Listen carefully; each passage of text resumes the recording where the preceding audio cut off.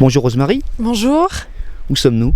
nous sommes à Bayon, au hameau du Forest-la-Cour, donc sur la Safranière, parcelle plantée pour la première fois en 2006. D'accord, ah oui, donc ça remonte un petit peu quand même, cette histoire de safran. Oui, voilà, là c'est la 8e récolte, puisqu'on est au mois d'octobre et que le safran fleurit une fois par an, en octobre-novembre. D'accord. Voilà, c'est la fin là pour cette année. Altitude? On est à un petit peu moins de 900 mètres. C'est vrai que le safran est une plante d'altitude, il se trouve très très bien en montagne. Il a besoin d'été chaud et sec, c'est important parce que c'est une plante sensible aux maladies. Donc s'il y a trop d'humidité pendant l'été, ça peut générer des problèmes. Oui, donc du coup, cette histoire du safran, pour les gens, un petit peu le safran, c'est l'Iran, l'Irak, on n'imagine pas trop le safran en France. Oui. C'est vrai.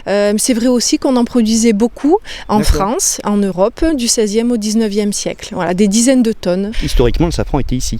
Oui, c'est ça. Oui, voilà, historiquement, on a des traces au XVIe siècle de culture dans cette vallée, comme autour de Sisteron, où il y avait plusieurs dizaines de safraniers. Donc voilà, il n'y a rien de nouveau, c'est juste une petite relance, mais qui a sa place, quoi. Complètement. Et pourquoi ça s'est arrêté finalement? D'abord, c'est une épice qui exige énormément de main-d'œuvre. On le voit là, toutes les fleurs, c'est petit, c'est bas, tout est ramassé à la main. Ensuite, l'épluchage, l'émondage est réalisé à l'atelier, à la main également. Pour faire 1 kg de safran sec, il faut 200 000 fleurs. Ce qu'on appelle le safran d'ailleurs, c'est quoi? Rappelle-moi. Oui. Alors le safran, c'est très précis la définition. L'épice, c'est uniquement une partie du pistil. C'est-à-dire qu'on va à tous les safraniers du monde depuis des milliers d'années, tous les matins au mois d'octobre-novembre, vont ramasser les fleurs une à une et ensuite on rentre à l'atelier pour trier tout ça. Et c'est là en fait l'opération la plus longue, c'est-à-dire qu'on prend les fleurs une à une, on les ouvre, on met de côté les pétales et les étamines, la partie mâle. Sont utilisés aussi éventuellement?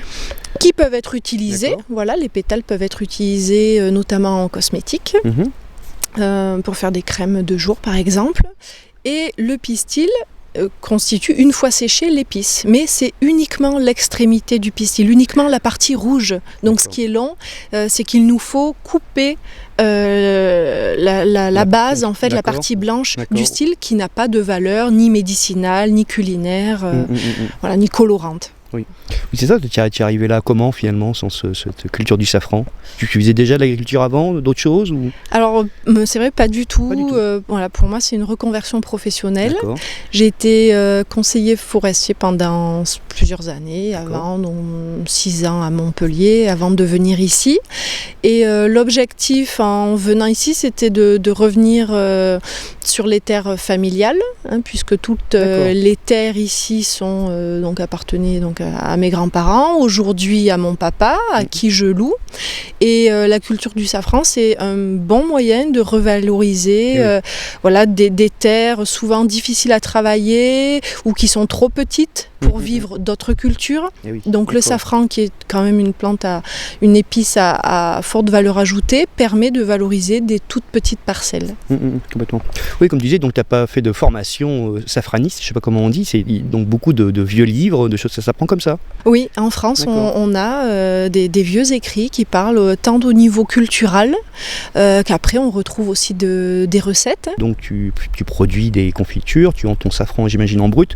Tu fais comment? Tu fais des marchés, tu envoies? Il y a une bonne partie de la production qui est vendue aux professionnels. Donc quand j'ai professionnel, ça peut être des restaurateurs, également des artisans, biscuitiers, chocolatiers, locaux.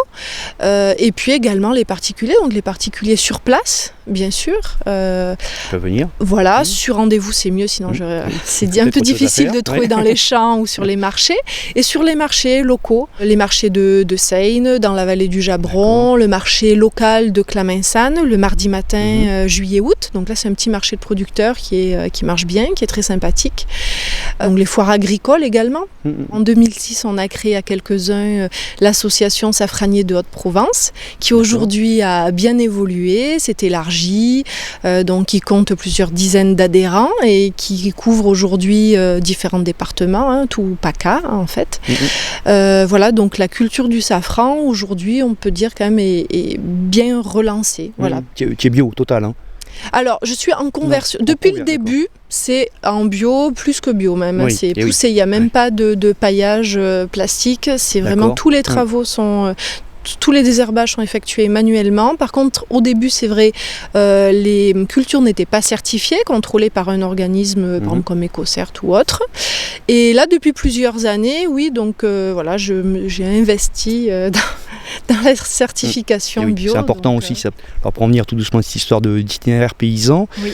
Là il y a un petit parcours, on est monté par un petit chemin, on arrive sur cette parcelle. Oui. Ça s'est organisé naturellement du coup ce parcours, le dessin on va dire du chemin. Oui, complètement. Et c'est vrai que c'est un parcours très riche. Hein. On parle autant bien donc des plantes de milieu humide, puisqu'on passe un petit peu par des zones la forêt, quoi. En bas. Voilà, on parle du milieu forestier également, quoi.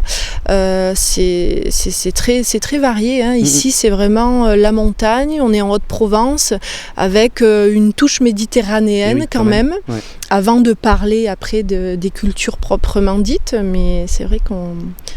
Voilà, il y a pas mal de choses à dire. Et ce parcours se termine avec dégustation de confiture ?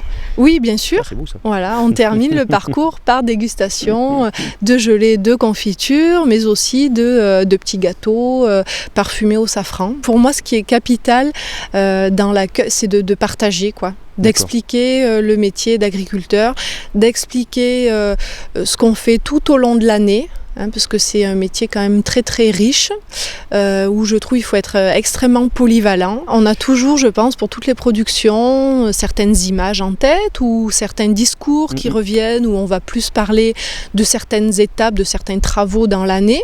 Pour le safran, c'est vrai qu'on parle plus de la cueillette, alors que tout le travail qu'il y a derrière est énorme, quoi. Et merci Rose-Marie. Avec plaisir. Bonne continuation. Merci.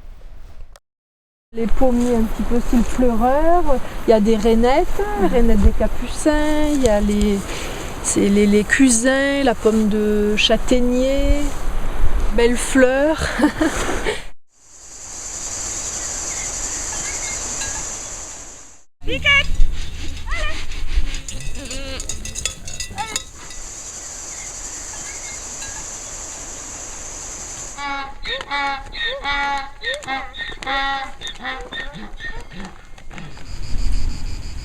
Allez, andiamo alla casa. Vai chercher les chèvres.